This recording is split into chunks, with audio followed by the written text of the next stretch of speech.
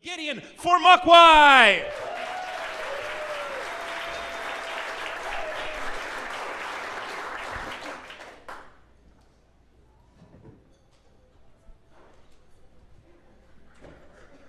Wow. My full name is Gideon Fomukwai. Fomukwai. Itindong tambeng se. The woman be tambo. Okay, one to run to Charbi.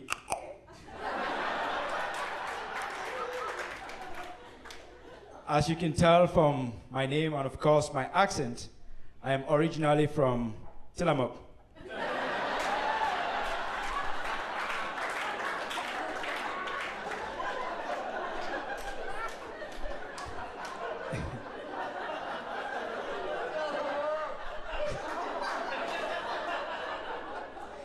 I think there's got to be a thing about my name that gets people really excited, just like you.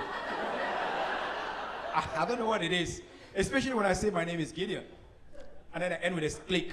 When they hear the name Gideon, they say, oh, Gideon. So you must be the guy that is going around hotels and motels distributing Bibles. I have good news for you. Tonight, I'm not here to distribute any Bibles. I'm here to distribute a little bit of humor and happiness. With my passion, with my energy, and with my world-famous goofy smile.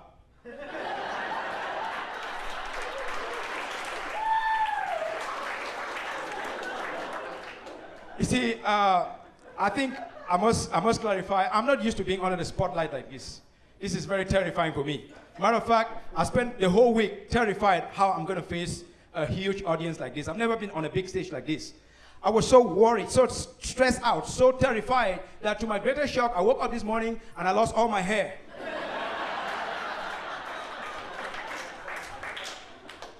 It's just crazy. You know, being a black guy, I mean, there are only two ways to be under the spotlight. Number one, you become a superstar. Number two, maybe if you get pulled over at night by the cops. Okay, that's a cheap joke. Let's move on to something more serious. Everywhere I go across America, people ask me two really weird questions that are very tormenting. They ask me, Gideon, where do you come from? Where do you come from? Are you from the islands? Are you from the islands? Which got me thinking, and sometimes I'll ask, which island you mean?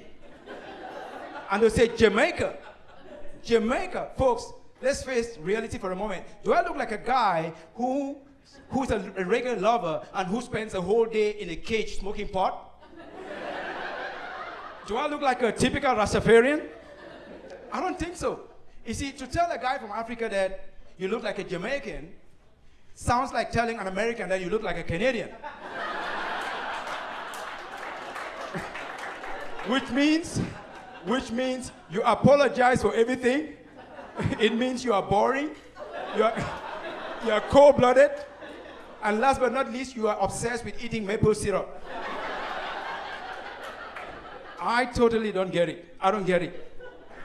But to be fair to my Jamaican brothers, I've come to realize that looks like the countries that you have people that smoke a lot of pot, they tend to produce fast runners. The fastest runners in the world. Don't you know that?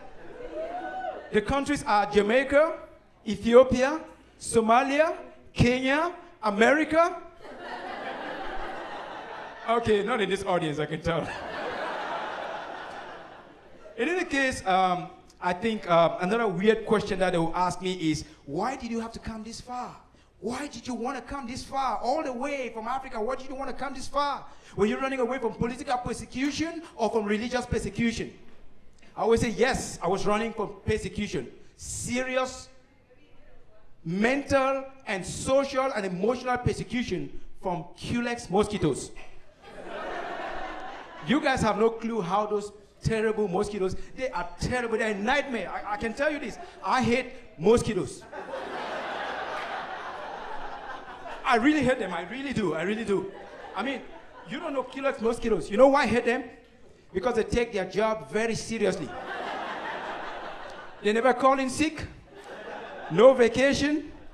I mean, I hate Culex mosquitoes more than America hates Al-Qaeda and ISIS combined. But enough about mosquitoes.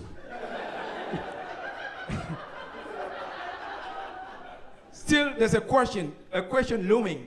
Gideon, so where do you come from? Where do you come from? Do you want to know that? Thank you, thank you. I'm originally from a tiny French-speaking country known as Cameroon. Anybody's ever heard about Cameroon? Thank you, thank you. That's my favorite part of the room.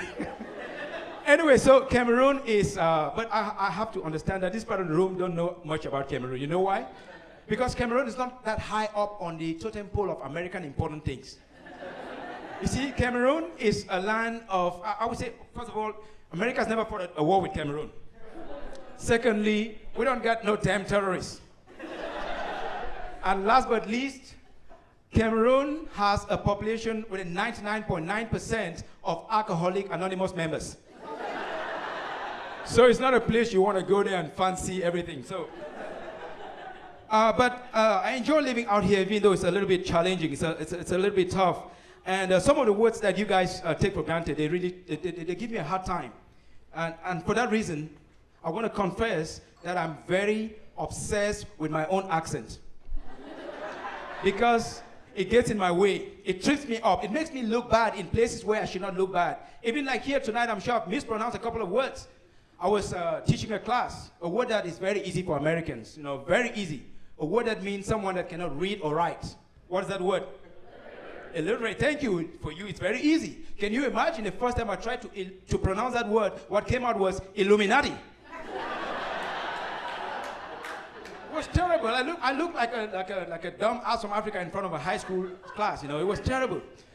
And oh my goodness, the other word that has always continued to frustrate me. I was doing a corporate gig not too long ago for corporate executives, and everything was going well. But I came across these two words, and it totally made me look like an idiot. Easter bunny. Easter bunny. Now I can say it. I've rehearsed it so many times. But can you imagine in front of that audience what came out of my mouth was, "I want your money."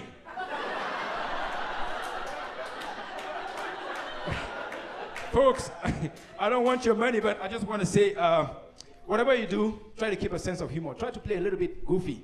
But I want to say you have been a great audience. And about me, what can I say? I'm proud, I'm black, and I'm broke. But more importantly, as I want to head out, I want to say I am a Bantu boy from the hinterlands of Africa, and I'm having a great time in the hinterlands and the heartlands of America. Thank you so much.